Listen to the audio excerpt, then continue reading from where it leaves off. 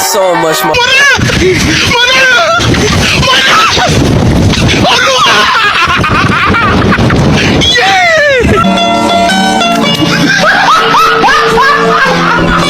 Are you ready, kids? Aye, aye, Captain! I can't hear you. Aye, aye, Captain! Oh! Kakak! Apa? Coba lihat ini. Membuat video edukasi teks deskripsi. Wah, menarik tuh. Kayaknya aku ikutan deh. Eits, tunggu dulu sebelumnya. Izinkan aku memperkenalkan diri aku sendiri. Perkenalkan, aku Nabila Khairunnisa di kelas 9D.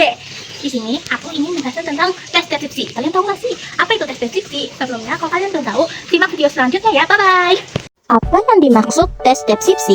Teks deskripsi adalah teks yang ditulis untuk menggambarkan suatu objek secara detail sesuai dengan panca indera, sehingga pembaca seolah-olah dapat melihat, mendengar, mencium, ataupun merasakan secara langsung. Berikut ini adalah ciri-ciri umum tes deskripsi.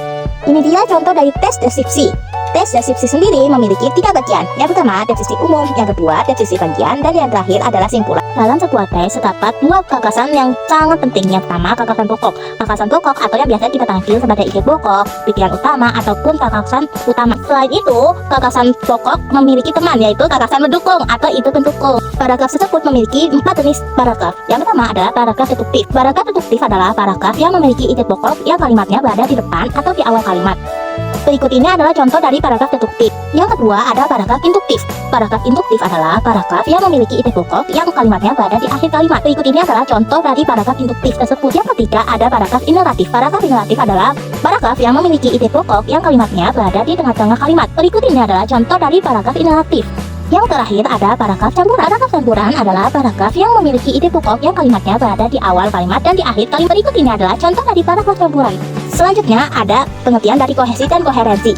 Alat kohesi tersebut memiliki 4 jenis, yaitu yang pertama pengulangan atau repetisi, yang kedua adalah kata ganti atau pronomina, yang ketiga ada kata hubung atau konduksi, dan yang terakhir ada peresapan atau elipsis.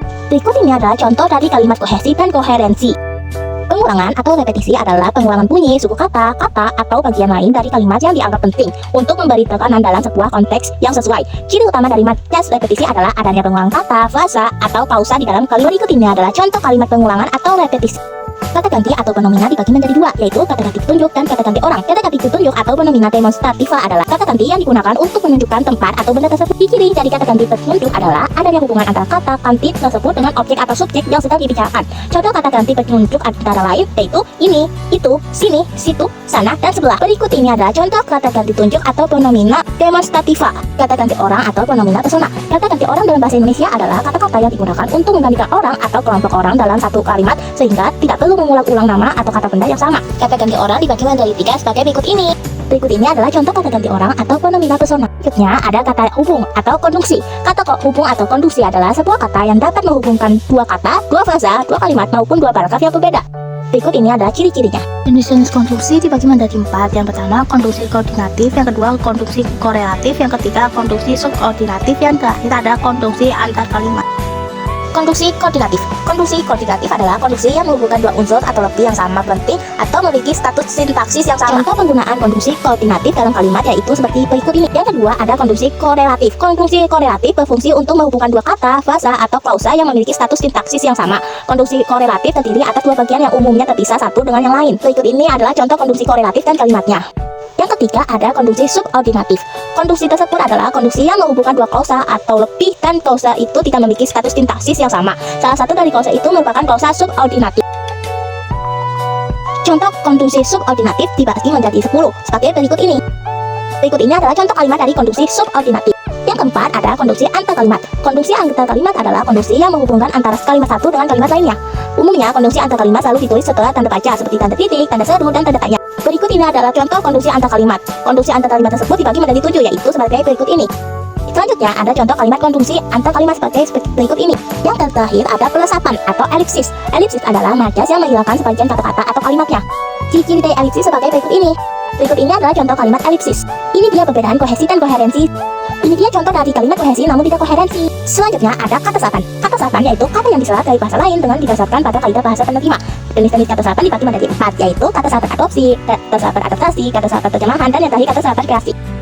Berikut ini adalah penjelasan dari kata serapan adaptasi dan beserta contohnya. Berikut ini adalah penjelasan dari kata serapan adopsi dan contoh dari kata serapan adopsi. Berikut ini adalah pengertian dari kata serapan terjemahan beserta contohnya. Berikut ini adalah penjelasan dari kata serapan kreasi beserta contohnya. Itu dia materi dari aku. Gimana? Udah pada paham belum tentang tes skripsi? Kalau udah, jangan lupa like, komen, dan share ya. Semoga bermanfaat. Wassalamualaikum warahmatullahi wabarakatuh.